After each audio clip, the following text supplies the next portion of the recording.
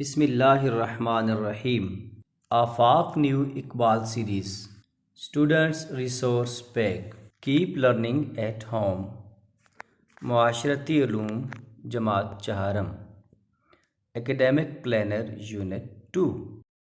Major concept: امن اور تنازع، تنازع کی وجوہات، تنازع کے حل اور اثرات، رویوں کی پہچان، شہری اور عالمی شہری میں فرق، حقوق اور فرائض، آئین، پاکستان کے آئین کی بنیادی خصوصیات، ریسورس پیک کانسیپٹ، ثقافتی گروہ، متنوع ثقافت کی خصوصیات، ذرائع ابلاغ،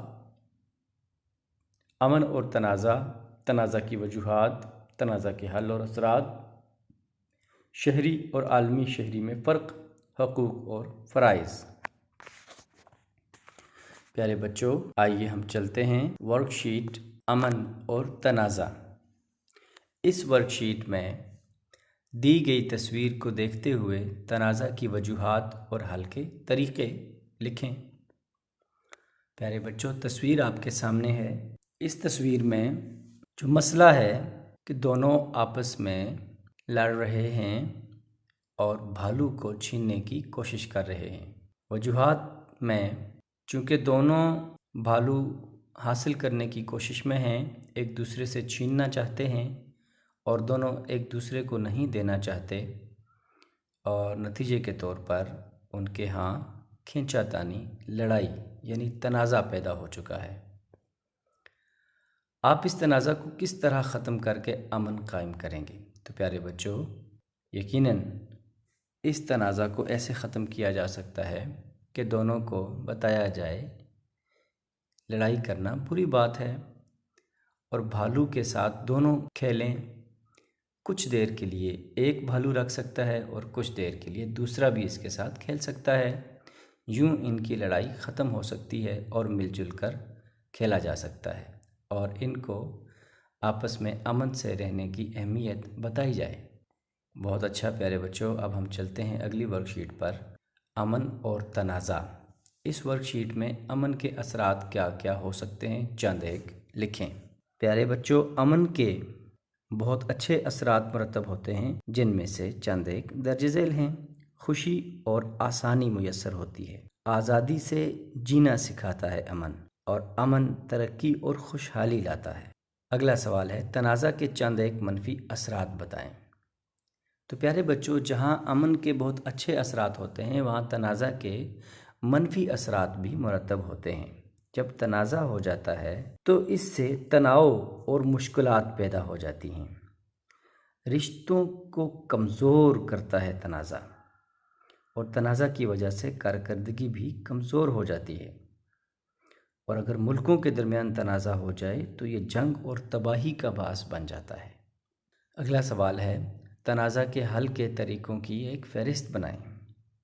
تو پیارے بچوں، تنازع کے حل کے مختلف طریقے ہو سکتے ہیں، جن میں سے چند ایک یہ ہیں کہ سب سے پہلے بات چیت کی جائے اور صبر سے دوسروں کے دلائل کو سنا جائے اور پھر اپنی رائے دی جائے۔ دوسروں کی رائے کا احترام کیا جائے اور ان کے نقطہ نظر کو سمجھا جائے۔ اگر خود تنازع ختم نہیں کیا جا سکتا تو کسی ثالث کو شامل کیا جائے اور اس کے فیصلے کو مانا جائے۔ تو پیارے بچوں، یہ تھے ایک تنازع کے حل کے مختلف طریقے۔ ہم جاتے ہیں اگلی ورک شیٹ پر، حقوق اور فرائض۔ ملکی شہری اور عالمی شہری میں فرق بیان کریں۔